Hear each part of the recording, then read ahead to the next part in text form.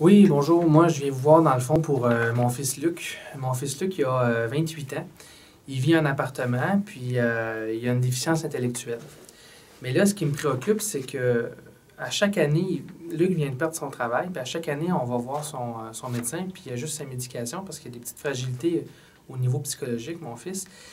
Et ça fait en sorte qu'il part des fois dans son monde imaginaire, il déconnecte complètement du monde réel, puis je dois l'aider à revenir sur Terre. Mais là, c'est de plus en plus difficile, puis ça fait en sorte qu'il a encore perdu son emploi. Puis ça arrive souvent que Luc perd son emploi.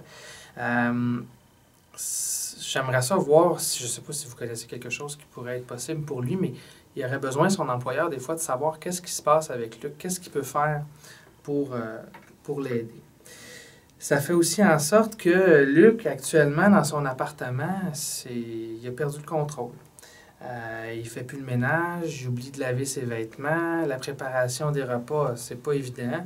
Si on l'aide pas pour aller faire l'épicerie puis préparer des recettes, ben, il va complètement oublier de se faire des repas équilibrés, puis il va manger du pâté chinois congelé qu'il achète à l'épicerie.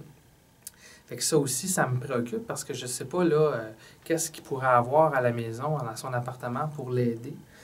Moi, j'aide tout le temps mon fils 2 fois par mois pour préparer son budget parce que c'est important pour qu'il puisse rester en appartement, faire son épicerie, préparer son transport qui est son argent de poche. Mais là, depuis quelques temps, ça me demande beaucoup d'énergie de faire son budget 2 fois par mois. Puis je suis plus en mesure, là, avec tout ce que me demande mon nouvel emploi, d'aider mon fils constamment sur son budget. Puis on dirait que là, je lui donne 2 fois par mois, mais il y aurait besoin de plus que ça pour pouvoir tenir son budget serré.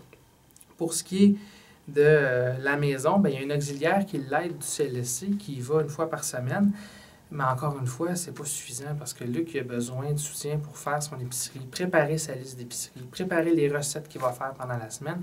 Et là, l'auxiliaire, elle l'aide un peu dans le ménage, l'entretien de son appartement, la préparation de ses repas. Mais une journée, c'est insuffisant pour soutenir Luc. C'est sûr que sa mère l'aide pas mal. Actuellement, elle va 1 fois de temps en temps à son appartement pour lui donner un coup de main. Mais depuis quelque temps, la relation qu'il y a entre ma femme et Luc, c'est fragile. C'est-à-dire qu'ils gardent contact ensemble, là, mais on sent que c'est pas toujours évident. Puis elle vit des choses par rapport à son fils que j'essaie de discuter avec elle. Mais bref, Luc aurait besoin d'aide d'une autre personne que sa mère. Pour ce qui est de l'auxiliaire qui vient du CLSC, ben, comme je vous disais, c'est insuffisant actuellement. Il aurait besoin d'un petit peu plus d'aide. Et puis, ce qui est le majeur pour moi actuellement, c'est que Luc puisse se retrouver un travail dans lequel on pourrait le soutenir parce que là, il ne travaille pas. Puis si ça continue comme ça, sans travail, mais il ne pourra plus payer son épicerie, son appartement, tout ce qu'il a besoin. Fait que c'est sûr que là, la majeure, pour l'instant, ça serait de retrouver le travail pour mon fils. Puis évidemment, d'essayer de trouver des services qu'on pourrait donner à Luc pour me libérer au niveau du budget et libérer ma femme.